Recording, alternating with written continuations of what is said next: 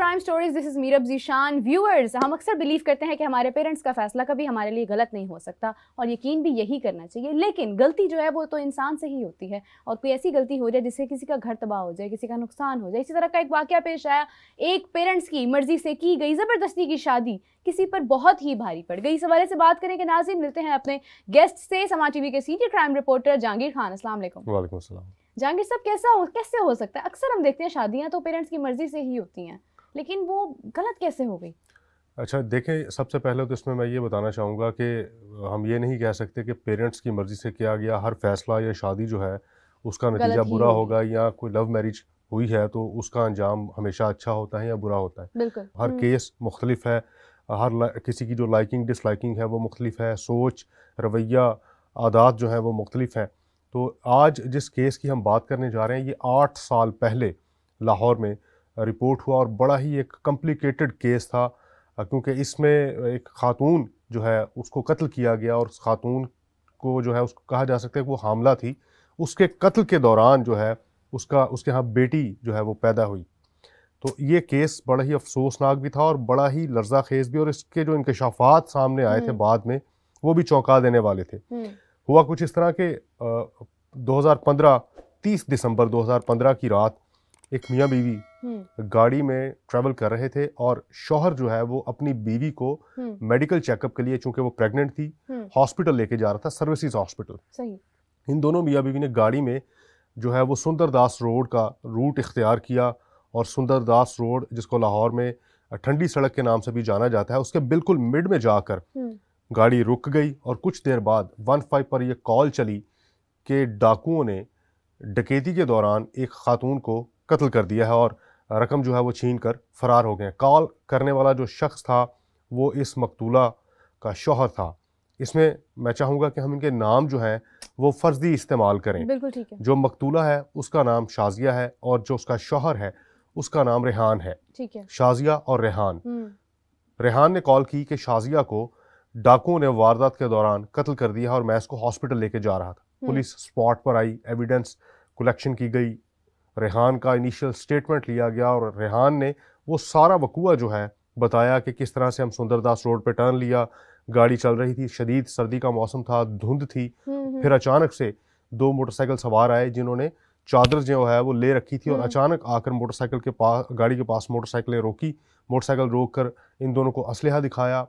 रेहान का ये कहना था कि उसने पैसे दिए भी, लेकिन इसके बावजूद डाकू जो हैं उसकी बीवी शाजिया को कत्ल करके चले गए। शाजिया को फौरी तौर पर हॉस्पिटल मुंतकिल किया गया क्योंकि उसकी चंद सांसें जो हैं वो अभी बाकी थी। हॉस्पिटल में उसको वेंटिलेटर पर रखा गया और इसी दौरान जो है वो प्रेगनेंसी उसके यहाँ डिलीवरी हो गई और एक बच्ची जो है उसने जन्म लिया।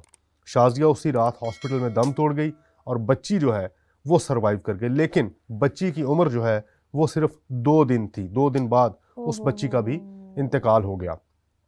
पुलिस ने तफ्तीश शुरू की, मुख्तलिफ क्लोज सर्किट कैमरास की फुटेज का जायज़ा लिया गया, रेहान का स्टेटमेंट बार बार रिकॉर्ड किया गया। इनफैक्ट जियो फेंसिंग करवाई गई उस सारे इलाके की, ताकि मालूम किया जा सके कि उस मखसूस वक्त में जिस वक्त ये डकैती हुई कौन कौन से मोबाइल नंबर्स जो थे वो एक टावर के साथ, जो कि स्पॉट का करीबी टावर है उसके साथ कनेक्टेड थे, कितनी कॉल्स की गई, किसने कॉल्स की, किसको कॉल की। लेकिन कुछ भी बन नहीं पड़ा। पुलिस को तफ्तीश में कुछ भी हाथ नहीं लग सका। फिर फाइनली ये तफ्तीश भी CIA ऑर्गेनाइज्ड क्राइम को इसका टास्क दे दिया गया कि शाजिया के कातिल का सुराग लगाया जाए। रेहान की जो फैमिली थी वो शदीद कर्ब में मुब्तला थी क्योंकि कुछ ही अरसा हुआ था इनकी शादी को, तकरीबन 1.5 साल। तो उन्होंने एहतजाज भी किया कि जो कातिल हैं पुलिस उनको गिरफ्तार नहीं कर पा रही, तो हमें इंसाफ दिया जाए, जो शाजिया के कातिल हैं उनको गिरफ्तार किया जाए। CIA को चूँकि तफ्तीश मुंतकिल हो चुकी थी, तो फिर जो इन्वेस्टिगेशन पुलिस है उसके साथ काम करने का तरीका जो CIA का थोड़ा सा मुख्तलिफ होता है, क्योंकि वो ऑर्गेनाइज्ड क्राइम को डील करते हैं और उनके पास सिर्फ और सिर्फ संगीन नौयत के जो जराइम हैं उनकी तफ्तीश ही मार्क होकर आती है। वो आम जो केसेस हैं उनसे बरी ज़िम्मा होते हैं, इसलिए पूरा फोकस जो है वो एक स्पेसिफिक केस पर कर लिया जाता है कि इसको ट्रेस करना है, इसमें जो मुलव्विस लोग हैं उनको बेनकाब करना है। बिल्कुल।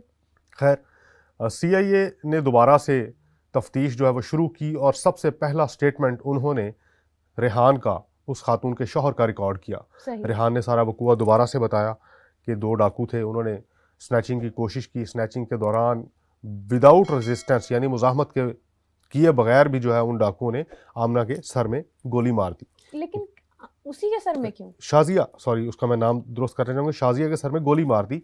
ड्राइविंग सीट पर रेहान है, उसके साथ जो ड्राइविंग सीट के साथ जो सीट है वहाँ पर शाजिया है, और गोली एक तरफ से लगी, दूसरी तरफ से निकल गई।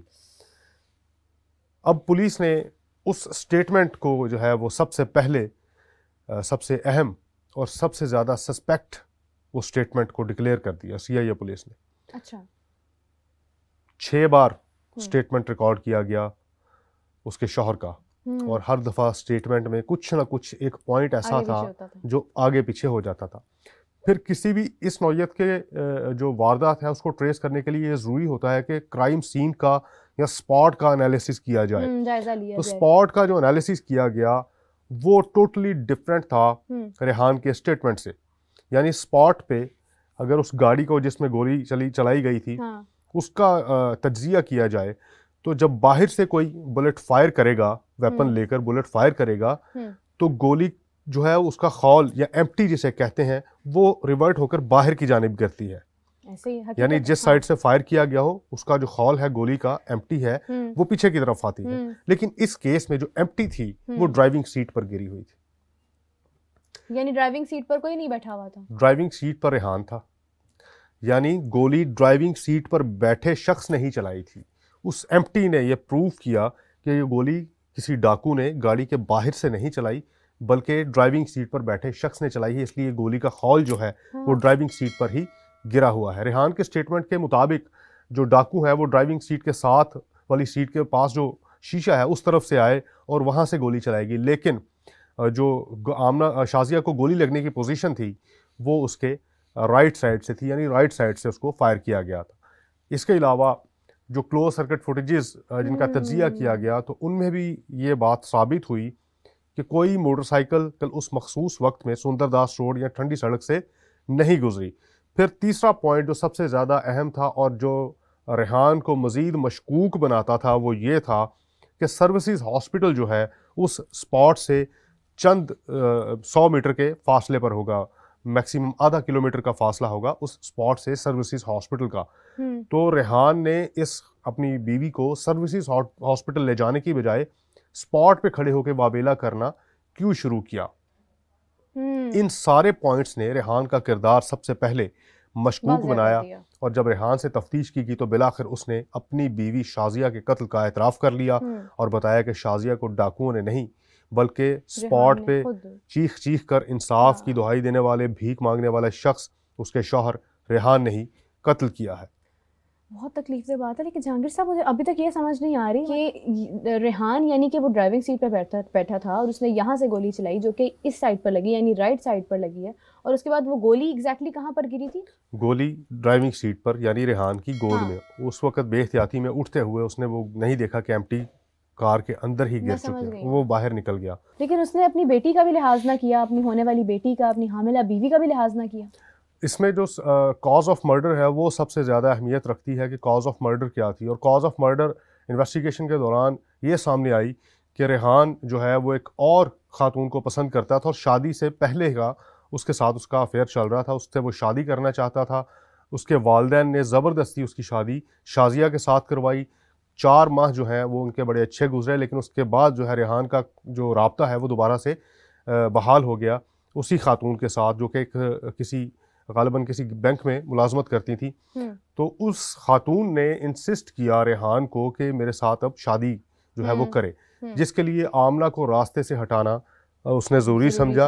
और उस खातून के साथ अपनी बीवी को कत्ल करने के बाद रेहान ने न्यू ईयर नाइट भी सेलिब्रेट की, यानी अपनी बीवी को कत्ल करने के वेरी नेक्स्ट डे 31 दिसंबर थी और उस रात जो है वो रेहान उस खातून के साथ था और उसने कहा था कि मैंने आज अपनी कमिटमेंट पूरी कर दी, अब हम जल्द शादी कर लेंगे। लेकिन 6 जनवरी तक, दिसंबर से 31 दिसंबर से 6 जनवरी तक पुलिस ये तमाम तर केस जो है वो हल कर चुकी थी और रेहान ने एतराफ़ जुर्म भी कर लिया था और इस कत्ल की वजह भी बता दी थी कि मेरे वालिदैन ने जबरी शादी की थी और उस शादी से मैं नाखुश था, मैं किसी और से शादी करना चाहता था और उससे शादी करने के लिए मैंने अपनी बीवी आमना को और उसके पेट में जो एक बच्ची थी उसको भी कत्ल किया। इंतहाई अफसोस की बात है। मैं समझती हूँ कि आप, ठीक है आपको आपकी बीवी पसंद नहीं थी, लेकिन आप कैसे एक, क्योंकि जब वो हामिला थी उसका बच्चा तो नहीं हुआ था, तो आप अपने बच्चे को भी कत्ल करने के ही माइंडसेट के साथ थे। इंतहाई अफसोस की बात है। बल्कि मैं समझती हूँ कि अगर वो फैसला पेरेंट्स ने कर भी दिया है तो कत्ल करना तो किसी चीज़ की भी कोई भी चीज़ का हल नहीं है। इंतहाई अफसोस के साथ कहूँगी कि इस तरह के वाक़यात डेली बेसिस पे हम देखते हैं, हमारे सामने होते हैं, और बस दुआ करते हैं कि हिदायत हो और ऐसे मामला कम से कम हो। इसी के साथ मुझे इजाज़त दीजिए। जहांगीर साहब आपका बहुत शुक्रिया। बहुत ही अहम आज का जो है वो टॉपिक था। इसके ऊपर ये भी है कि औलाद की मर्जी से ही शादी करें बनिस्बत इसके कि कल को वो कोई बड़ा जुर्म जो है वो अपने हाथ से कर दें। मुझे इजाज़त दीजिए। आपसे मुलाकात होगी नेक्स्ट एपिसोड में। तब तक के लिए अल्लाह हाफ़िज़।